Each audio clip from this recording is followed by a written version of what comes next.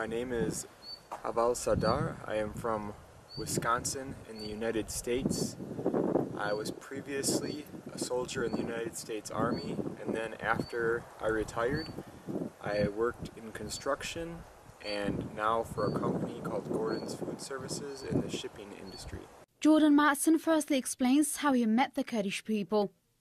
I learned about the Kurdish people growing up in high school when they talked about Desert Storm and what Saddam had done to the Kurds in Iraq. And then I learned more about the Kurds when I joined the military and we were in Iraq and the Kurdish people were helping us in northern Iraq.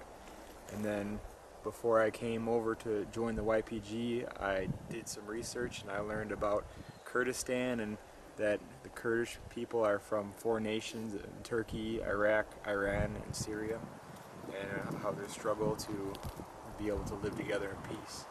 Matson says he had informed himself about the struggle of the YPG against the ISIS gangs through the internet in recent times. Although he already had information about the Kurdish people and says he decided to join the YPG as he preferred to do something rather than nothing.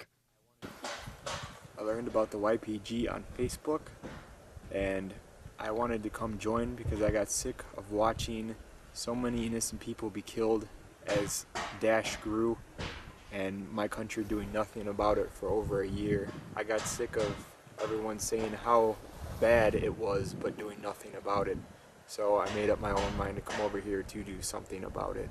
Matson says the YPG is a bigger organization than he previously thought it to be, and adds that he is happy he has gained acceptance so quickly in the YPG. I thought the YPG would be much smaller than it is when I came over originally, but it seems to have many more members than what I thought it would be, and I never really understood how loving these people are over here, how I've been accepted as a family member by everyone in the community. It's something that's very hard to find in many other nations.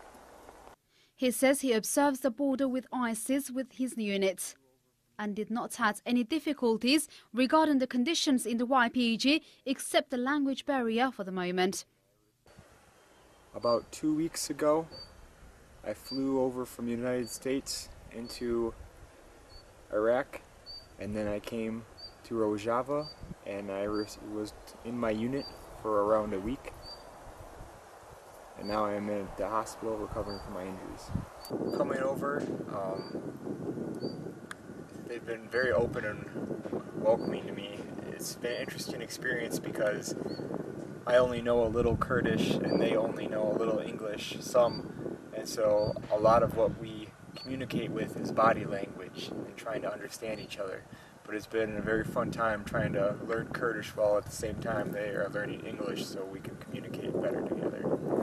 Matson says that he took part in a clash with ISIS gangs and adds that the gangs were repelled at the end of 6 hours clashes despite the heavy weapons the gangs had.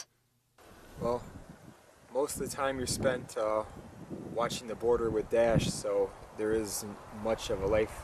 You need to pay attention because we need to protect the others here in Rojava. So we wake up and we do our guard duty, and if we are going to go fight, we go fight. Otherwise we defend the land that we've been given to defend. We do have our fun times though, when we sit down to eat together, and though we cannot understand each other all the time, we make jokes and learn ways to communicate together. Everyone has been nothing but loving towards me. It's treated me like a member of their own family.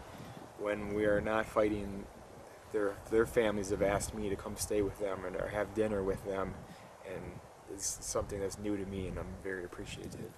Matson sent a message to his family and friends that he is fine and says that he will stay in Rojava until the struggle against ISIS is victorized.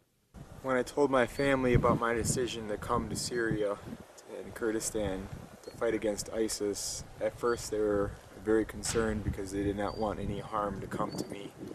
But they soon came to understand why I went, because of all the people that have been persecuted over here and have been killed, and they know that they need good men and women who are willing to defend these people, that they may live in peace.